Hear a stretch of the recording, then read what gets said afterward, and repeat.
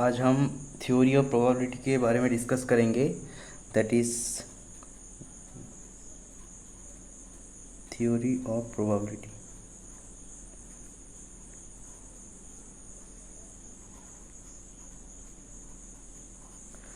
Theory of probability के बारे में टोटल डिस्कस करेंगे। तो पहले हम समझते हैं कि प्रोबेबिलिटी क्या है, प्रोबेबिलिटी का मतलब क्या है। तो प्रोबेबिलिटी मतलब है कि प्रोबेबिलिटी को पी से डिनोट करते हैं या फिर पी ऑफ ए से डिनोट करते हैं। तो probability of A is equals to total number of exhaustive causes, मतलब total number of exhaustive cases किससे डिवाइड करेगा, number of favourable cases divide by total number of exhaustive cases, number of favourable cases divide by total number of exhaustive cases. इसको बोलते हैं कि capital small M by capital N, small M by small N या फिर capital M by capital N, जैसे भी करके denote कर सकते हैं, कोई बात नहीं। तो हम देखते हैं इसके बाद कि प्रोबेबिलिटी का वैल्यू क्या है। प्रोबेबिलिटी का value always it will be values between 0 and 1। Probability का वैल्यू 1 कब होगा, 1 होगा जब sure, in case of sure event probability का वैल्यू 1 होता है। मतलब कि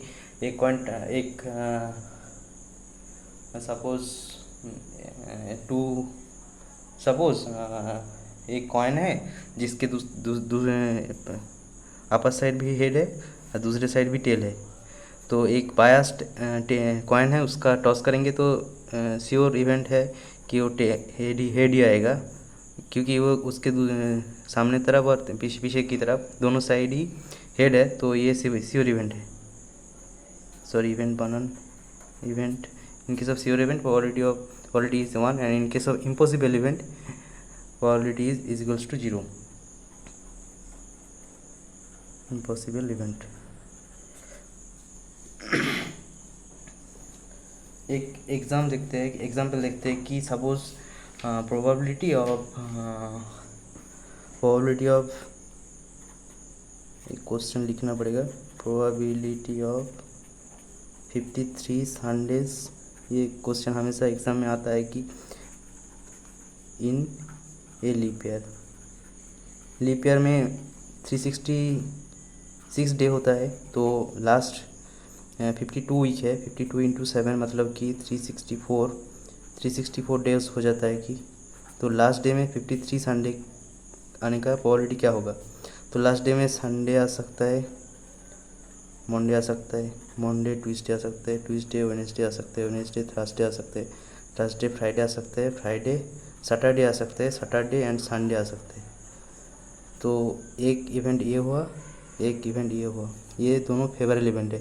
और total number of exhaustive cases 1 2 3 4 5 6 7।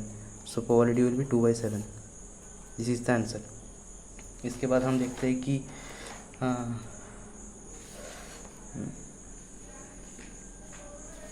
Suppose क्या है कि क्वेश्चन है कि सपोज एक वर्ड है कि रेगुलेशन, TIONS, रेगुलेशंस वर्ड्स है। तो इस वर्ड का प्रोबेबिलिटी क्या होगा जब R एंड E के मिडिल में 4 लेटर होता है। what is the probability when there are 4 letters between R and E and the word is regulation। so इसका प्रोबेबिलिटी क्या होगा, यहाँ पे देख सकते हो कि R and E है। so R and E can occupy how many positions, total 1 2 3 4 5 6 7 8 9 10 11, total 11 digit है।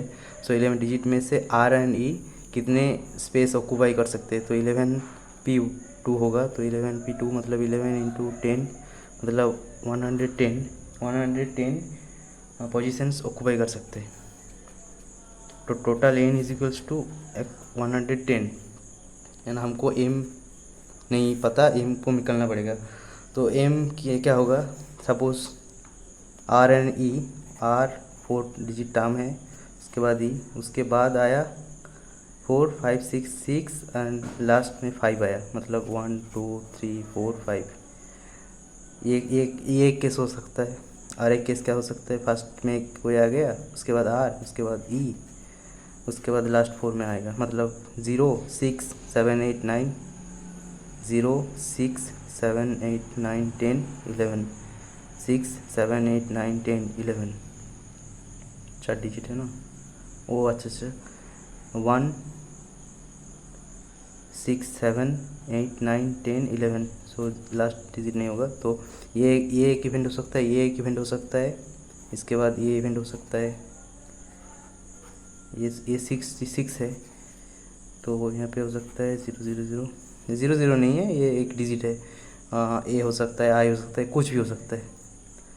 तो जी ये एक वैल्यू पे ये स्पेस है।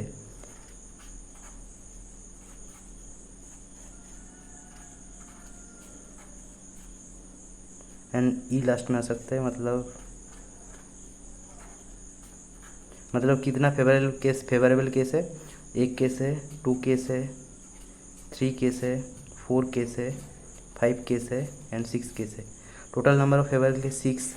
और एक चीज़ है कि R and E can be alternate, मतलब R and E can change their position, मतलब ये आर ई हो सकता है, ये आर हो सकता है, ये भी टोटल नंबर होगा 6 × 2।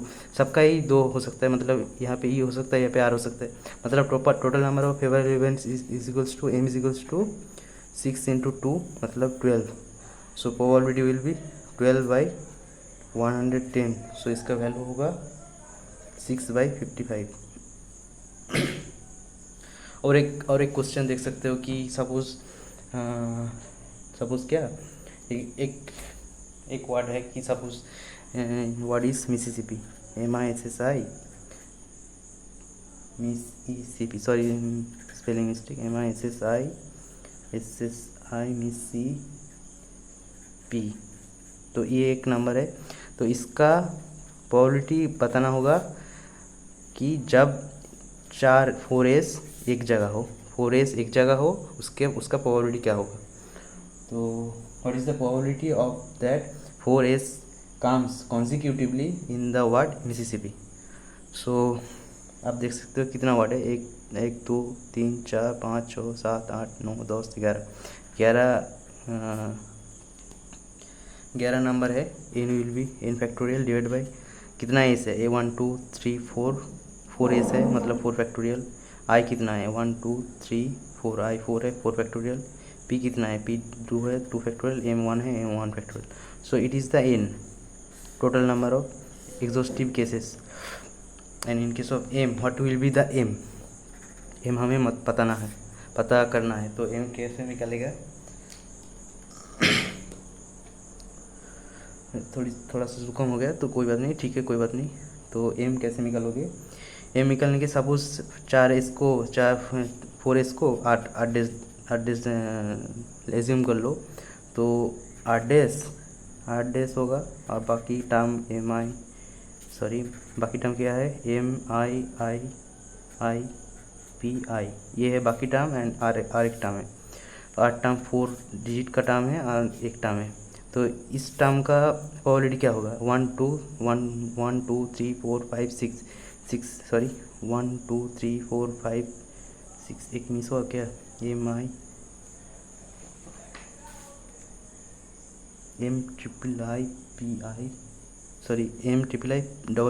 सो एक टर्म मिस हुआ। 1 2 3 4 5 6 7, टोटल 7 है, 7 फैक्टोरियल डिवाइड बाई ये टर्म क्या होगा, ये होगा एम एक है 1 फैक्टोरियल, आई कितना है, आई 4 है 4 फैक्टोरियल, पी क्या है 2 फैक्टोरियल। तो ये है इतना है। और आर कितने जगह में भी बैठ सकता है, मतलब सपोज आर एक जगह बैठ गया, मतलब 4 टर्म यहाँ हो गया। उसके बाद क्या सकता है, 4 टर्म टोटल कितना है, 1 2 3 4 5 6 7 8 9 10 11, टोटल 11 टर्म है। 4 टर्म यहाँ आ गया, बाकी आ सकता है 7 टर्म, 1 2 3 4 5 6 7 टर्म यहाँ आ सकता है। सपोज़ ये 4 टर्म को हम ऐसे डिनोट करते हैं, तो डिनोट कर रहे हैं, तो ये 4 टर्म हो गया, 1 2 3 4 5 6 0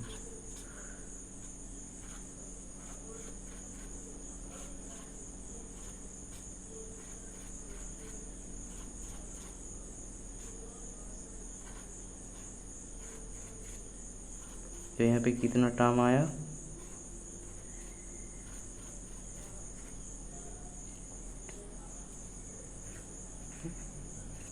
और एक लास्ट में आ सकता है।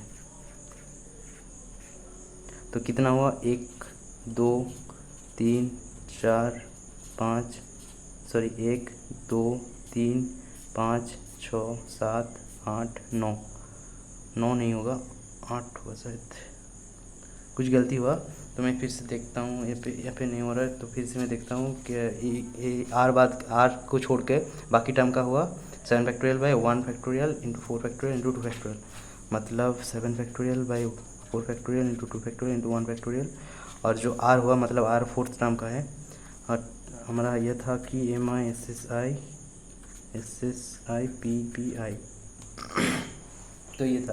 फोर्थ टर्म को एक जगह लिख लेते हैं, तो फोर्थ टर्म को एक जगह लिख लेंगे तो एस उसके बाद आएगा 4 और 7 टर्म आएगा 1 2 3 4 5 6 7।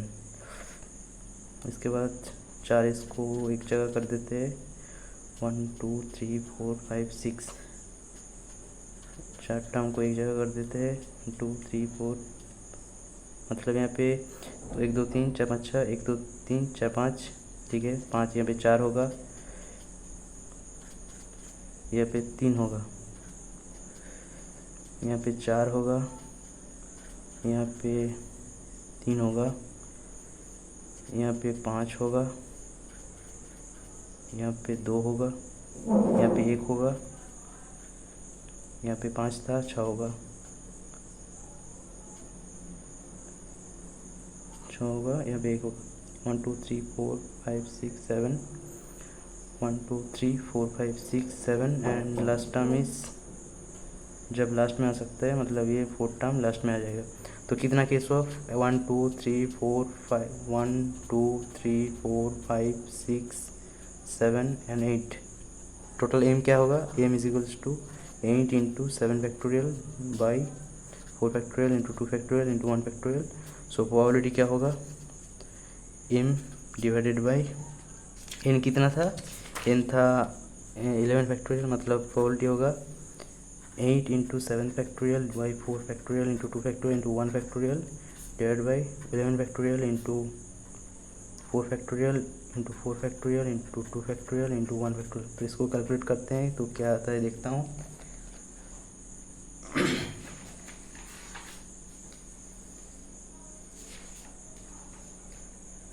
तो ये आया 4/165, ये है प्रोबेबिलिटी। इसके बाद हम देखते हैं कि suppose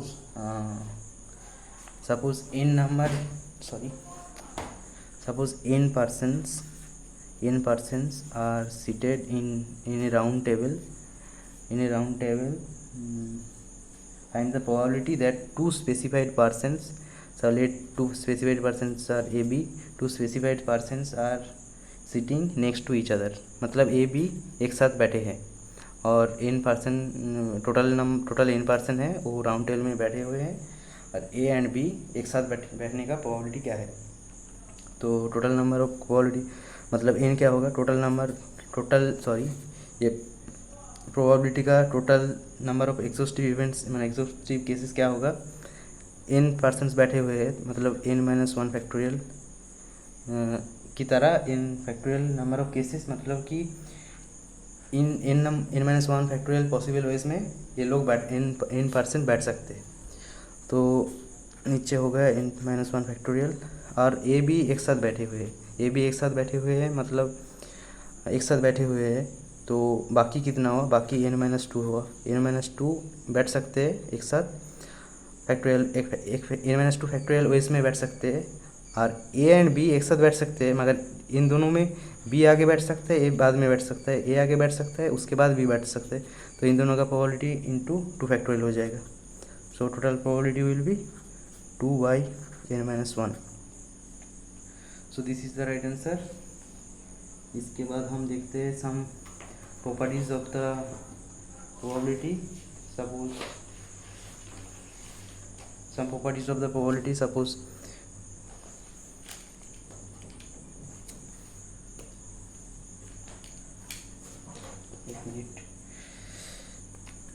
suppose some properties of probability, suppose P probability of A union B, सबको पता है कि probability of A plus probability of B minus probability of A intersection B.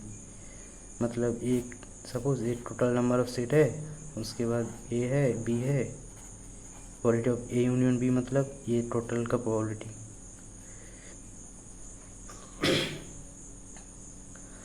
उसके बाद है कि यूनियन बी होगा probability of A union B union C क्या होगा, probability of A plus probability of B plus probability of C minus probability of A B minus probability of B C minus probability of C A plus probability of A B C.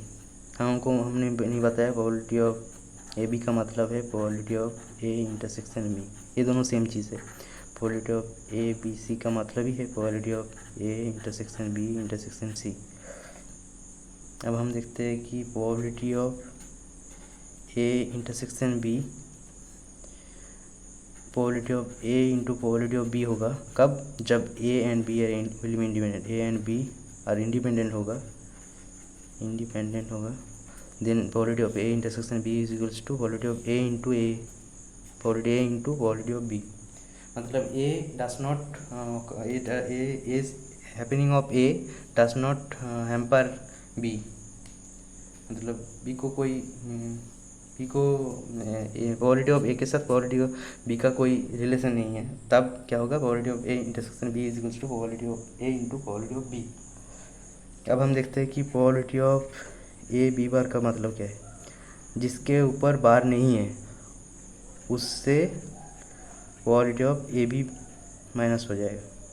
मतलब कि probability of B A bar क्या होगा, probability of B minus probability of A B.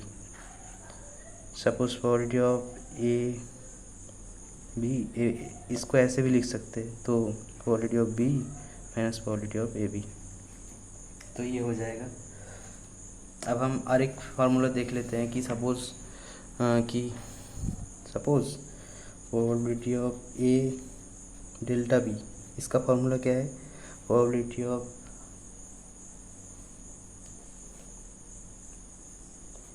A B bar plus probability of B A bar, ये है probability of A delta B का formula. इसके बाद हम आते हैं कि सपोज 3 इवेंट्स है, A B and C, 3 events are there and probability when only A occurs, probability को ऐसे डिनोट करते हैं, डिनोट लिख रहा है of when only A occurs, मतलब ओनली ए ओकर्स का प्रोबेबिलिटी क्या होगा, मतलब प्रोबेबिलिटी ए घट रहा है मगर बी एंड सी दोनों ही नहीं हो रहा है, तो इसका प्रोबेबिलिटी ये होगा। And all the 3 events occurs, मतलब ऑल 3 इवेंट्स विल ओकर,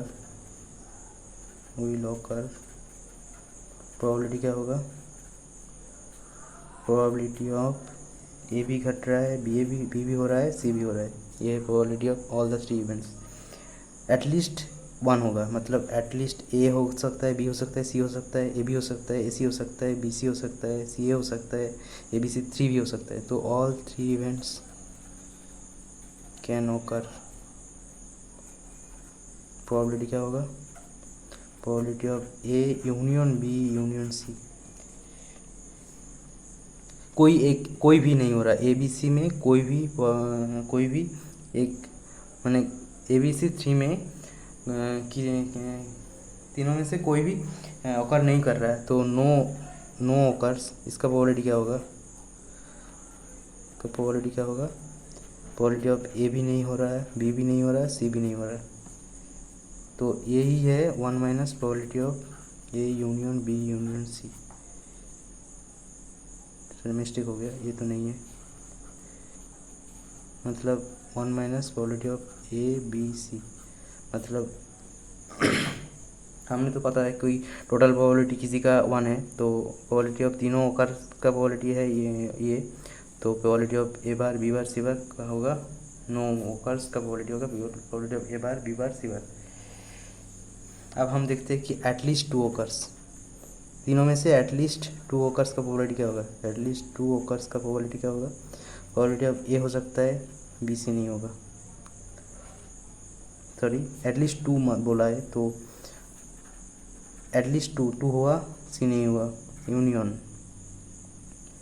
और यूनियन नहीं होता है, प्रोबेबिलिटी में प्लस होता है, तो प्रोबेबिलिटी ए सी हुआ, बी नहीं हुआ, प्लस प्रोबेबिलिटी ऑफ बी हो गया, ए नहीं हुआ, ए हो नहीं हुआ, बी सी हुआ, और एक प्रोबेबिलिटी हो सकता है ए बी सी तीनों ही हुआ। तो ये है एटलीस्ट 2 ओकर्स का प्रोबेबिलिटी। इसके बाद हम आते हैं कि कंडीशनल प्रोबेबिलिटी में। तो कंडीशनल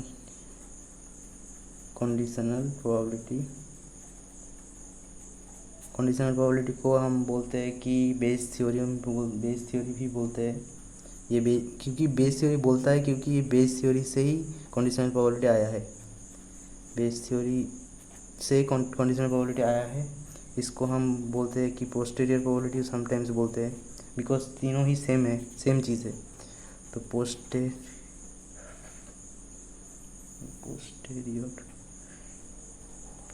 प्रोबेबिलिटी भी बोलते हैं।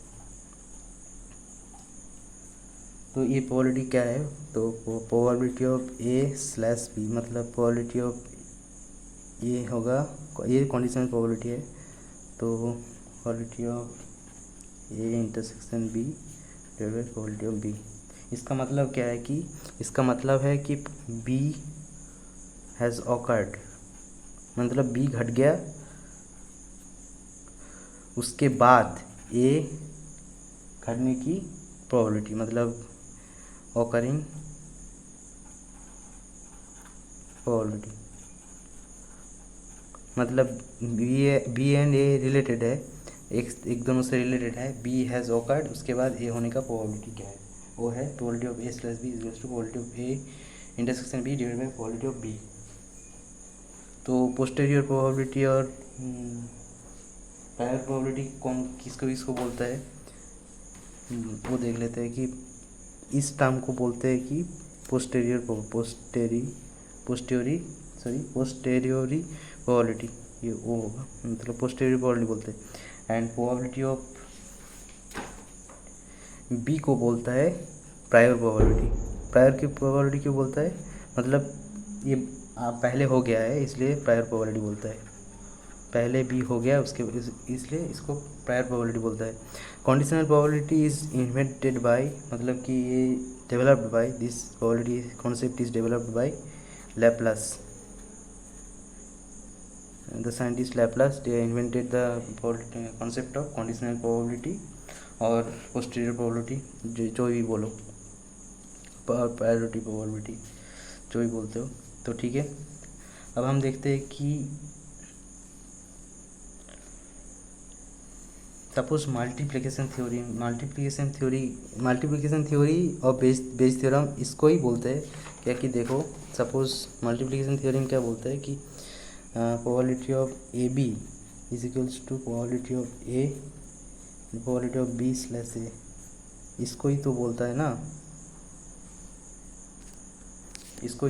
ना, कि probability of A slash B जो था probability of A B by probability of B, इसको ऐसे भी लिख सकते हैं probability of B into probability of A slash B. तो यही तो है ना, probability of A slash B equals probability of A B by B. इस कंडीशनल प्रोबेबिलिटी से ही मल्टीप्लिकेशन थ्योरम आया, ये मल्टीप्लिकेशन थ्योरम है। तो मल्टीप्लिकेशन थ्योरम का एक और है कि multiplication theorem, suppose A and B independent, A where B independent है, तो मल्टीप्लिकेशन क्या होगा, probability of A into probability of B होगा, क्योंकि probability of A into probability of B, so suppose probability of A into probability of B independent होगा, तो probability of B cancel हो जाएगा, तो probability of A slash B equals to probability of A, so probability of A into probability of B, probability of A is equals to, ये होगा। तो ये है मल्टीप्लिकेशन प्रोबेबिलिटी उसके बाद हम एक मैथ करेंगे कंडीशनल प्रोबेबिलिटी के। सपोज एक मैथ देखना पड़ेगा।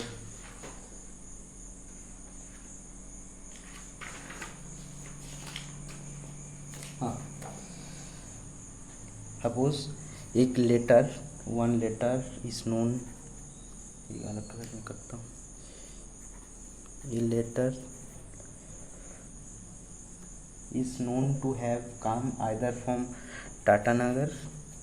A letter is known to have come from either the word Tatanagar or the word Calcutta. So on the envelope just two consecutive letters T and A available, मतलब T A is visible. So what is the probability that the letter, what is the probability मतलब कि एक letter आया, letter मतलब एक letter is known to have either come from Tatanagar और from Kolkata. तो इस लेटर में एक वर्ड है, वर्ड के ऊपर बाकी डिजिट विजिबल नहीं है, ओनली टी और ए विजिबल है। तो ये क्या, इस लेटर का प्रोबेबिलिटी क्या होगा कि ये टाटानगर से आया या फिर कलकत्ता से आया। तो अब हम देखते हैं कि सपोज इन दोनों का आने का प्रोबेबिलिटी क्या है, ये इसका आने का प्रोबेबिलिटी और इसका आने का प्रोबेबिलिटी। सपोज E1 ले लेता हूँ टाटानगर से आने का probability and E2 is Calcutta से आने का प्रोबेबिलिटी एज्यूम कर लेते हैं। तो probability of E1 is equals to probability of E2, दोनों का प्रोबेबिलिटी हाफ होगा। अब हम देखते हैं कि टाटानगर से आने का प्रोबेबिलिटी क्या है। सपोज टाटानगर से आने का प्रोबेबिलिटी क्या होगा, टी ए यहाँ से आ सकता है, ए टी आ सकता है, टी ए आ सकता है, एन आ सकता है, एन ए आ सकता है, ए जी आ सकता है, जी ए आ सकता है, ए आर आ सकता है। तो T A and T A total number of probability क्या होगा टाटानगर से आने का, टाटानगर से आने का प्रोबेबिलिटी होगा प्रोबेबिलिटी ऑफ E/E1 मतलब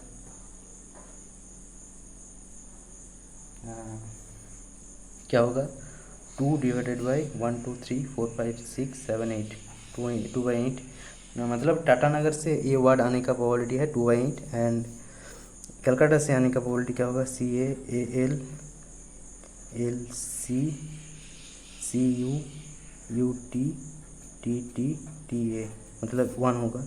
प्रोबेबिलिटी ऑफ E/E2 क्या होगा 1/1 2 3 4 5 6 7 1/7। सो टोटल प्रोबेबिलिटी क्या होगा, यहाँ पे हम देखते हैं कि सपोज प्रोबेबिलिटी क्या होगा,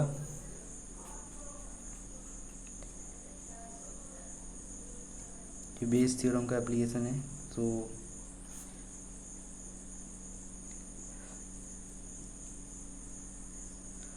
क्वेश्चन है कि A letter come from Tatanagar और कोलकाता, दोनों में से कोई भी एक से आ सकता है और उस लेटर में only T A digit are visible, बाकी डिजिट विजिबल नहीं है।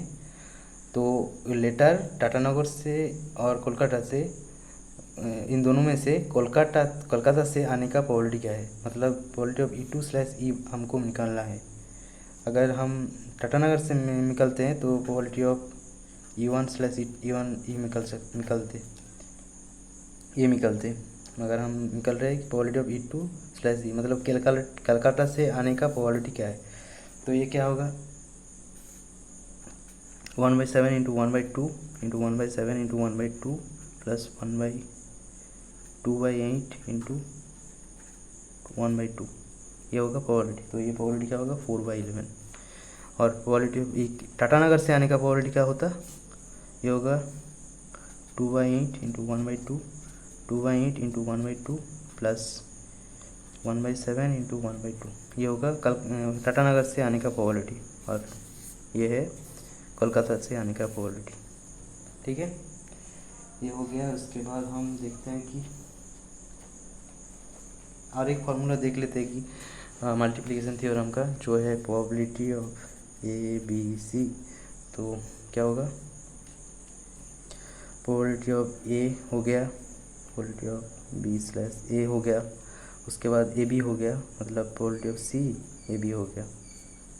ये है relation. Suppose A and B are mutually exclusive, मतलब म्यूचुअली एक्सक्लूसिव का मतलब है ये दोनों में टच नहीं है। म्यूचुअली एक्सक्लूसिव एंड एग्जॉस्टिव मतलब ये टोटल सेट है। तो probability of A union B is equals to probability of A plus probability of B equals to 1, A and B. ये total A mutually exclusive and exhaustive, mutually exclusive and exhaustive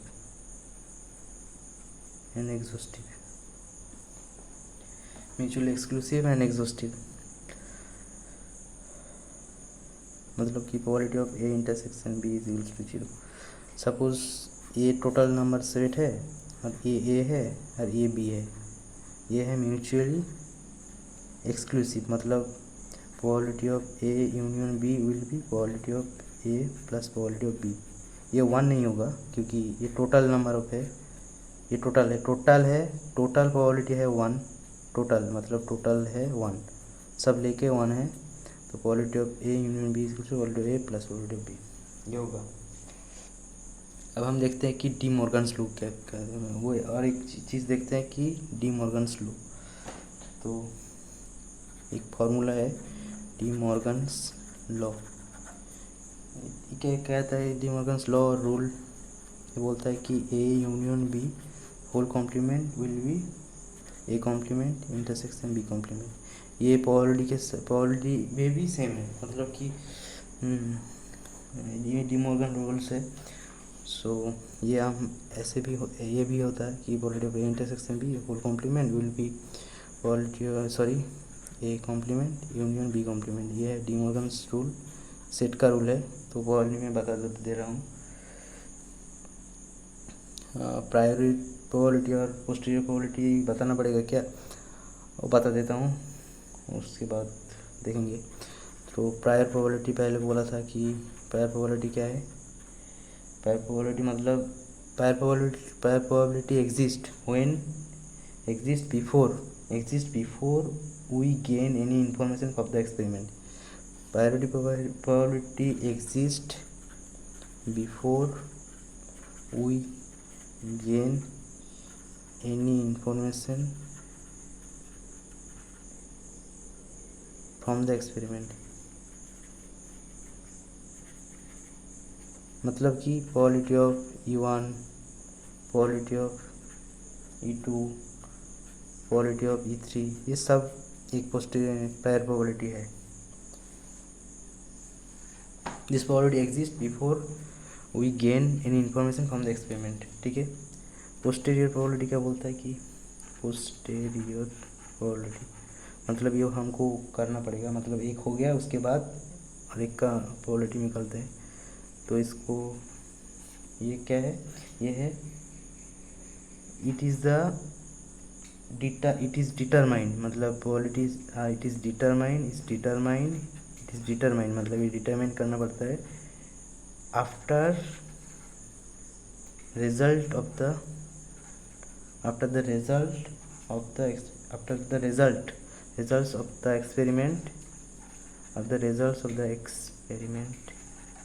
experiments are known। मतलब probability of A slash B, probability of B जानने के बाद probability of ए भी निकल सकते हैं।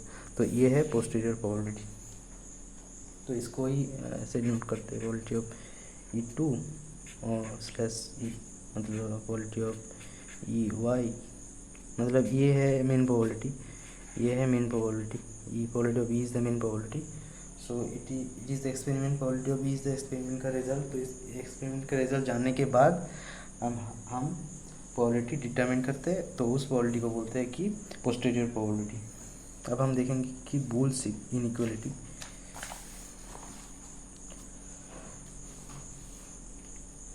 तो आते हैं कि बुल्स इनइक्वालिटी एक फॉर्मूला है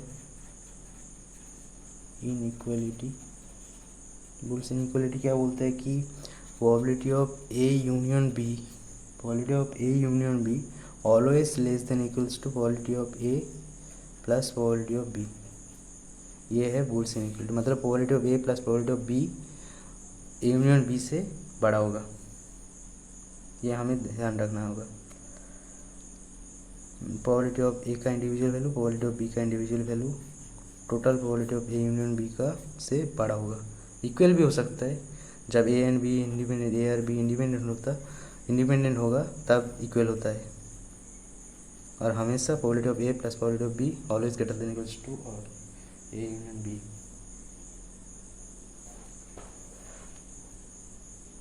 इसके बाद हम देखते हैं कि जियोमेट्रिक प्रोबेबिलिटी के बारे में। जियोमेट्रिक प्रोबेबिलिटी क्या कहता है कि सपोज ये है जियोमेट्रिक प्रोबेबिलिटी। जियोमेट्रिक प्रोबेबिलिटी क्या कहता है कि हम ये प्रोबेबिलिटी पी से ही नोट करते हैं, कोई बात नहीं। तो P is equals to measure of the specified part of the region, measure of the specified माने ये एरिया से कैलकुलेट होता है। जियोमेट्रिक प्रोबेबिलिटी मतलब एरिया से, measure of the particular part of the region divided by total area होगा। Total measure of the total the whole region. इसको describe कर देते हैं कि सपोज ये एक ग्राफ है, तो इस ग्राफ में एक स्क्वायर है, सपोज ए रेडियस का ए की बाहु बोल रहे क्या, तो ए रेडियस का एक ये साइड का एक स्क्वायर है, ये एक्स है ये वाई है, तो ये साइड का एक स्क्वायर है। सपोज ये सर्किल का एक पार्ट है यहाँ पे, सर्किल का एक पार्ट है यहाँ पे, तो इसका जो ये एरिया है इसका प्रोबेबिलिटी क्या होगा। इसका प्रोबेबिलिटी सपोज ले लेते हैं कि आर, तो total area is R, area of R divide by total area मतलब A square. So area of R क्या होगा, एरिया ऑफ आर होगा टोटल एरिया माइनस स्क्वायर का 1/4 पार्ट एरिया, सॉरी स्क्वायर मत बोल रहा हूँ,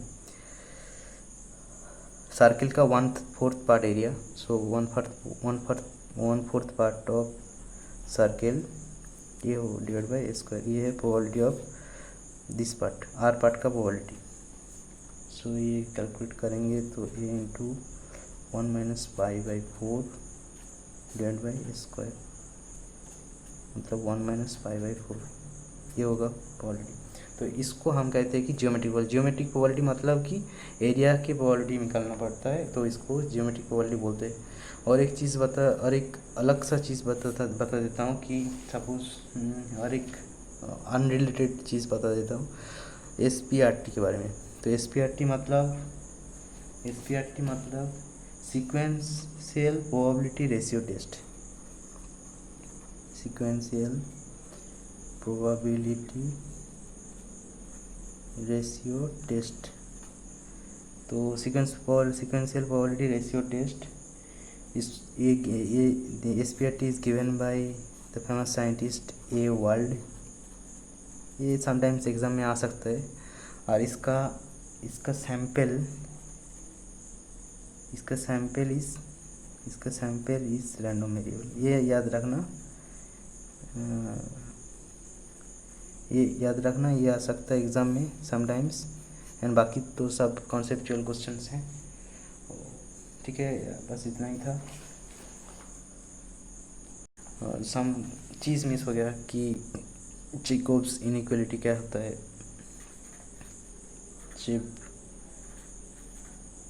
चेबीशेव इनइक्वालिटी, जैसे चेबीशेव प्रॉब्लम में है, ये एक चेबीशेव प्रॉब्लम्स का एक एग्जांपल दे देता हूँ कि suppose 2 numbers are chosen, what is the probability that choose numbers are chosen randomly? What is the probability that 2 numbers are prime to each other? मतलब ये 2 नंबर सिलेक्ट किया नंबर सेट से, तो वो 2 नंबर प्राइम माने each other prime होगा, तो इसका प्रोबेबिलिटी क्या होगा। उसका प्रोबेबिलिटी होता है 6/π², उसका प्रोबेबिलिटी होता है। और एक है कि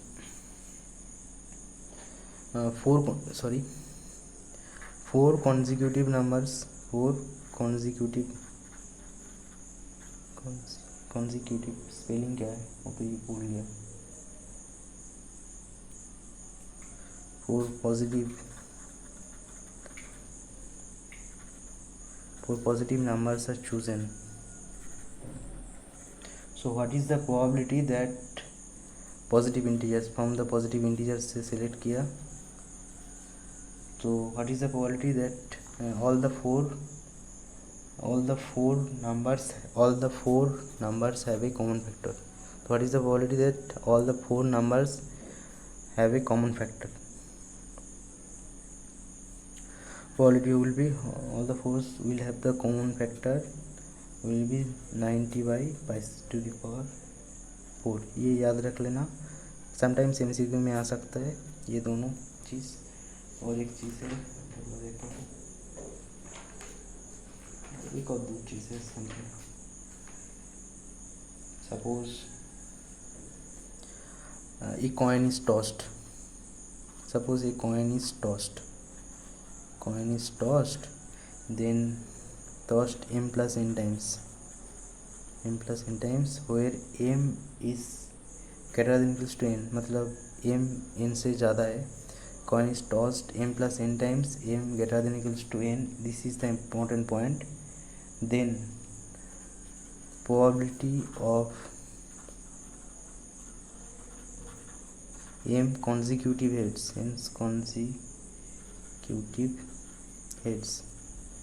probability of n consecutive heads will be probability of n plus 2 divided by 2 to the power m plus 1.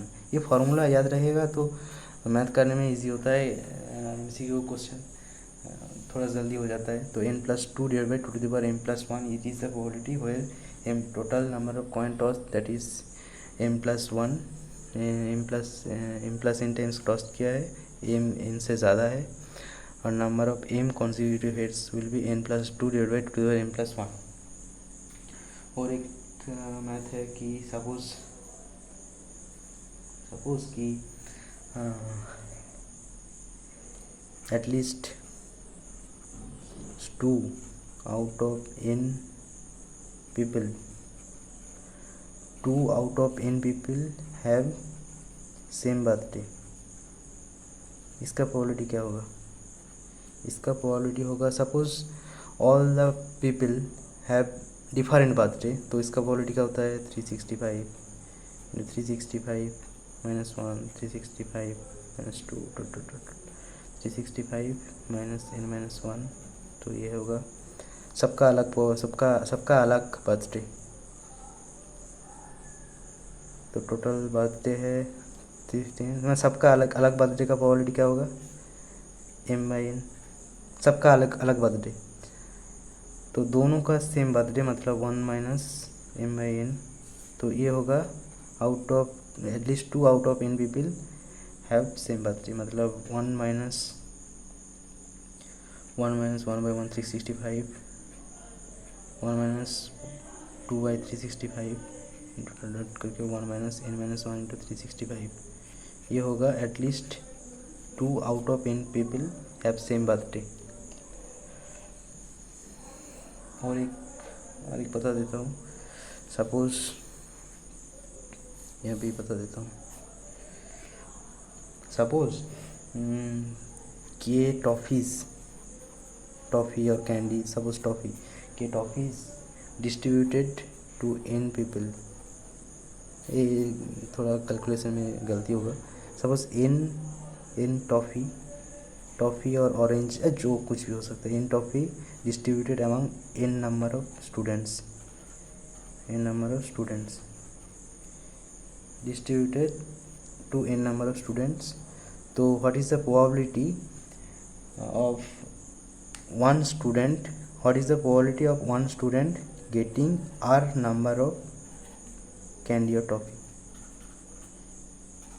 तो इसका probability क्या होगा? Suppose n number of toffee capital n number of students के साथ बांट दिया, मतलब टोटल नंबर ऑफ कितना है n capital n to the power small n.